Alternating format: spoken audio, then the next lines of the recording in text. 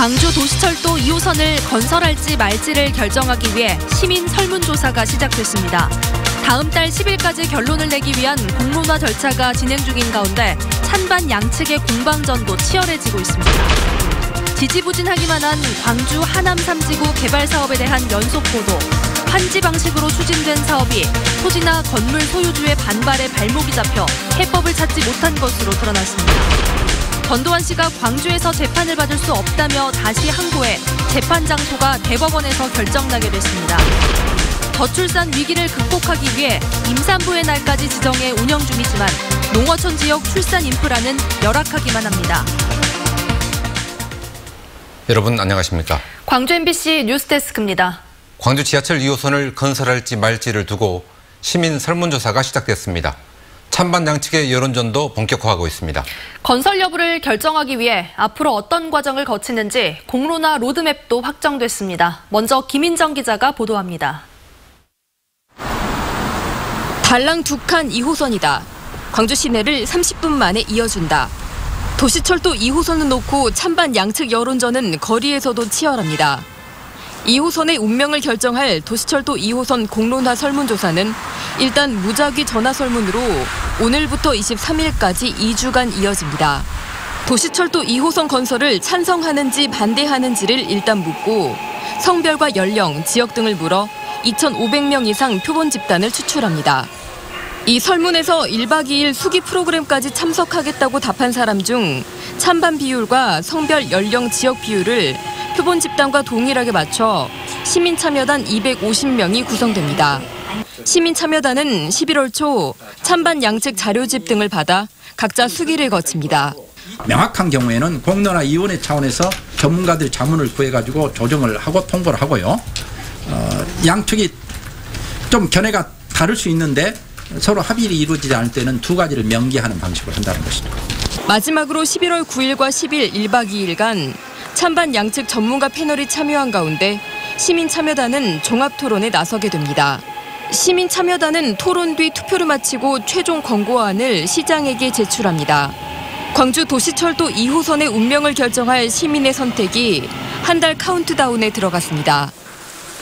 MBC 뉴스 김인정입니다. 거리 여론전뿐만 아니라 설문조사에 앞서 열린 TV토론에서도 찬반 양측이 치열하게 맞붙었습니다. 주요 쟁점은 무엇이었는지 이계상 기자가 정리했습니다.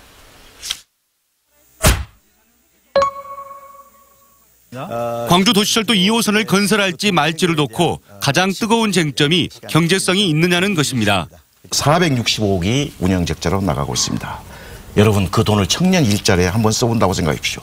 현재 6천억의 적자를 누적으로 나타내고 있습니다. 저는 가장 투자 효과가 낮은 사업이 도시철도 2호선 건설이라고 생각합니다.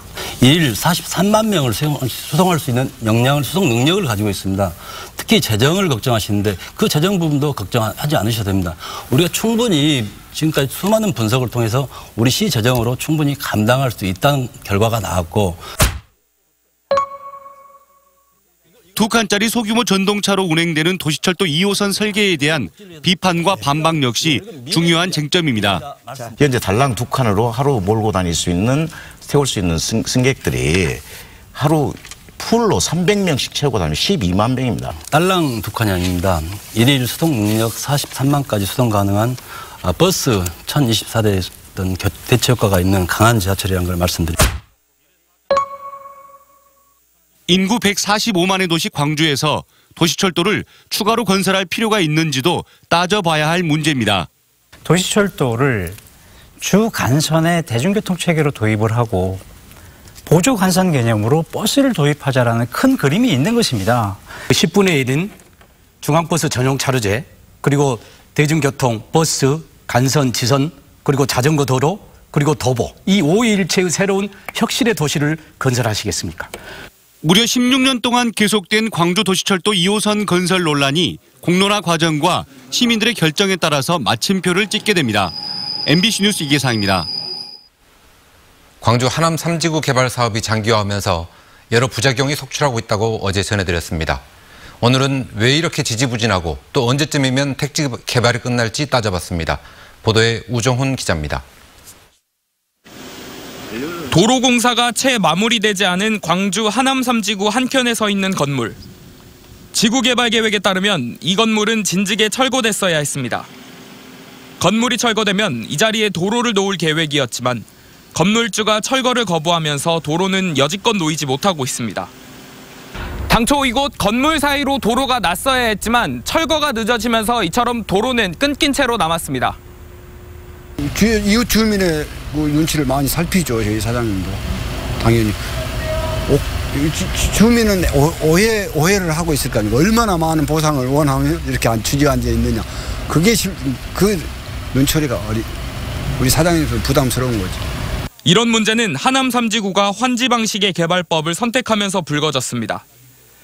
토지나 건물 소유주들이 개발 시행자인 광주시의 땅을 빌려주고 개발한 다음 일정 비율만큼의 땅을 되돌려받는 방식인데 하남 3지구는 땅을 모두 철거하는 게 아닌 일부 건물을 존치한 상태에서 개발하는 혼용 환지 방식을 선택했습니다. 그런데 철거가 계획돼 있는 건물주들이 당초 입장을 바꿔 철거를 거부하면서 도로나 기반시설 계획이 틀어지게 된 겁니다. 그 존치 건물 혼용 방식을 쓰다 보니까 존치 건물을 100호나 이상 존치해버렸어요. 그런 경우는 드물거든요. 왜 그러냐면은 존치를 하게 되면 공사가 굉장히 난공사입니다. 그 다음에 설계하는 그런 디자인도 나오기 힘들어요. 광주시가 강제 철거하려고 했지만 법원이 제동을 걸면서 공사는 늦어졌고 이렇게 버티는 건물이 하남 3지구 곳곳에 생겨났고 준공은 계속 차일피일 미뤄졌습니다. 신뢰가 안 가죠. 당연히 신뢰가 갈 수가 없죠. 그러잖아요. 약속을 해놓고 안 지키는데 어떻게 신뢰를 할 수 있겠습니까? 여기에 문화재 발굴로 인한 공사 지연과 시공업체의 부도 등이 겹친 것도 한 요인입니다. 광주시는 그러나 이제는 사정이 좀 나아질 것이라 기대하고 있습니다. 한때 50곳에 이르던 철거 거부 지장물이 지금은 8곳으로 줄어서 올해 말까지는 준공할 수 있을 것으로 보고 있습니다. 현재는 시설물의 이상 유무를 점검 중에 있습니다. 그리고 점검 보완이 완료가 되면 10월 중 도로 포장과 마무리 공정을 시행할 예정입니다. 5차례나 준공이 늦춰진 광주 하남 3지구. 12년간의 지지부진했던 공사를 이번엔 끝낼 수 있을지 주목됩니다. MBC 뉴스 우종훈입니다.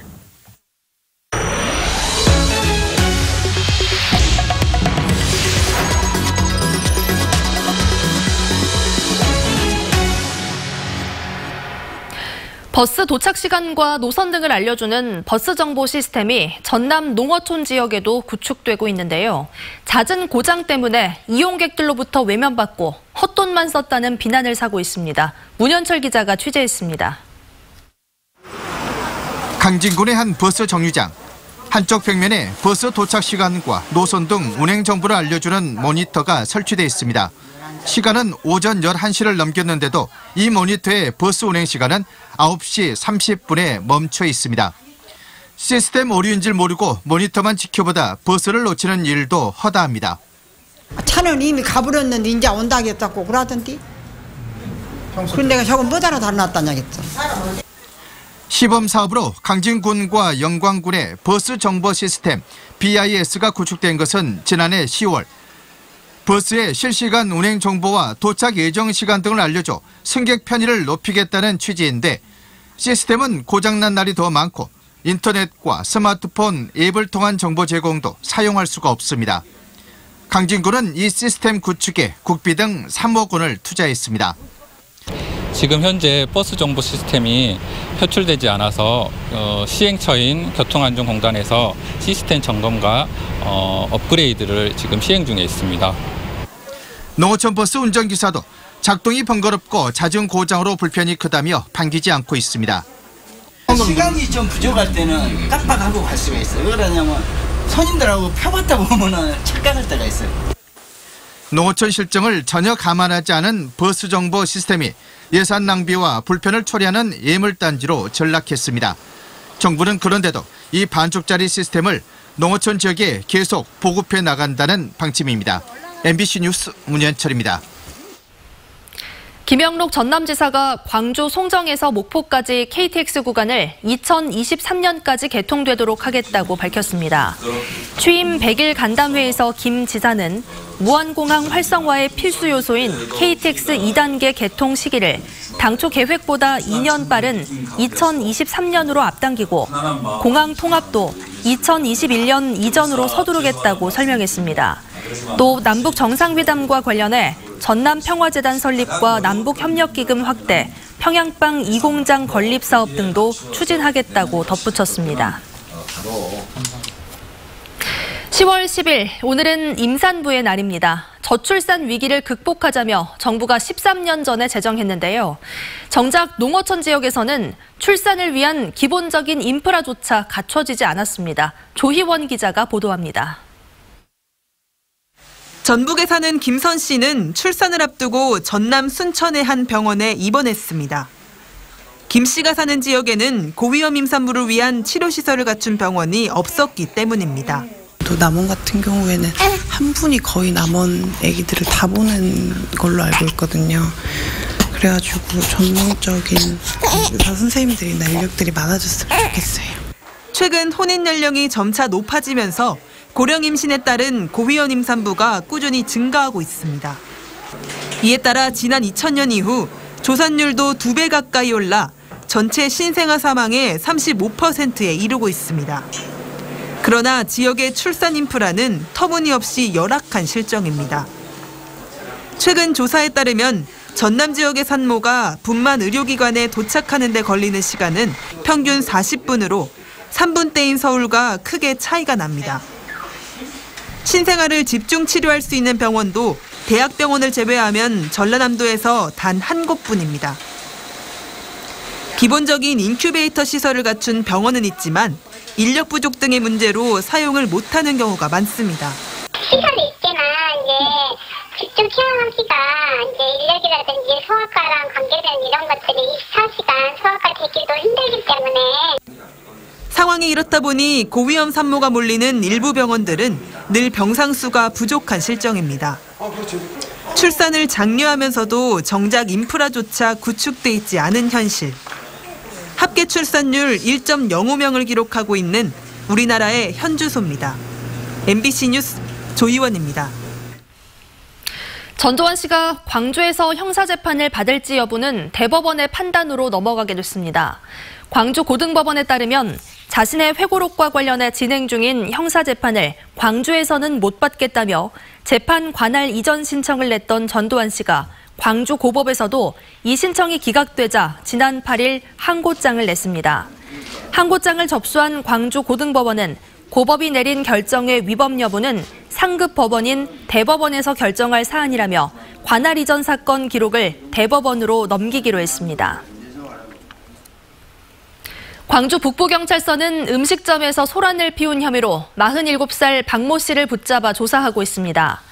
박 씨는 어제 저녁 8시 40분쯤 광주시 북구 오치동의 한 식당에서 욕설을 하고 바닥에 침을 뱉는 등 25분간 영업을 방해한 혐의입니다. 경찰 조사에서 박 씨는 기아 타이거즈가 야구에서 져서 술을 마시고 홧김에 행패를 부렸다고 진술했습니다.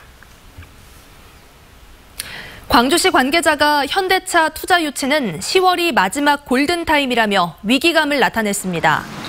광주시 전략산업국장은 기자들과 만난 자리에서 노동계의 불만과 투자 조건에 대한 이견 등으로 현대차 투자 유치가 동력을 잃은 상황이라며 이번 달을 넘기면 무산 가능성이 크다고 주장했습니다.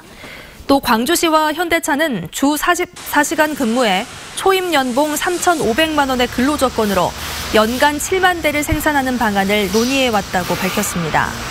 한편 노동계는 협상에서는 배제해놓고 투자 유치 난항의 책임을 노동계에 떠넘긴다며 이해할 수 없다는 입장입니다. 광주시가 시내버스 배차 간격을 크게 단축하는 시내버스 운영 시스템 혁신안을 발표했습니다. 광주시는 시내버스 배차 간격을 매년 10%씩 단축해 급행버스는 8분 간격에서 5분 간격으로, 간선버스는 20-30분 간격에서 12분 간격으로 단축하겠다고 밝혔습니다. 또 효천, 진월지구 등 도시 확장에 따라 급행버스 2개 노선을 신설할 예정입니다. 이 밖에 버스 정보 안내 단말기와 저상버스 정류장을 확대하고 편리한 환승을 위해 버스 정류장을 지하철역 가까이로 옮기기로 했습니다.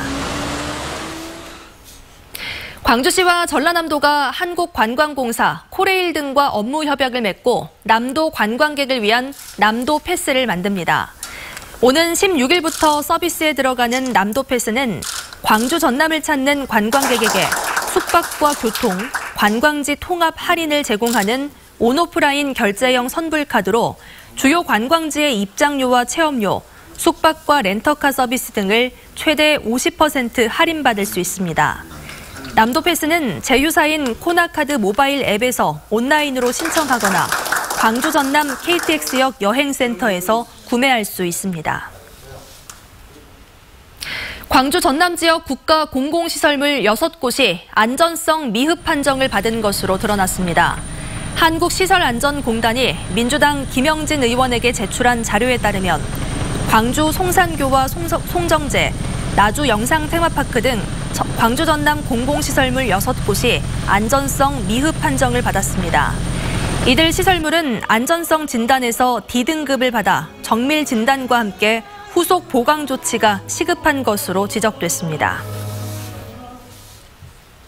정부의 귀농 귀촌 지원 사업 예산이 허술하게 관리되고 있습니다. 국무조정실 부패 예방 감시단이 점검한 결과 10년 전 귀농 귀촌 사업이 시작된 뒤 보조 사업비와 융자 자금 부당 집행, 심사, 사후 관리 소홀 등 전남에서 잘못 집행된 보조금은 135억 6천만 원으로 전국에서 가장 많았습니다.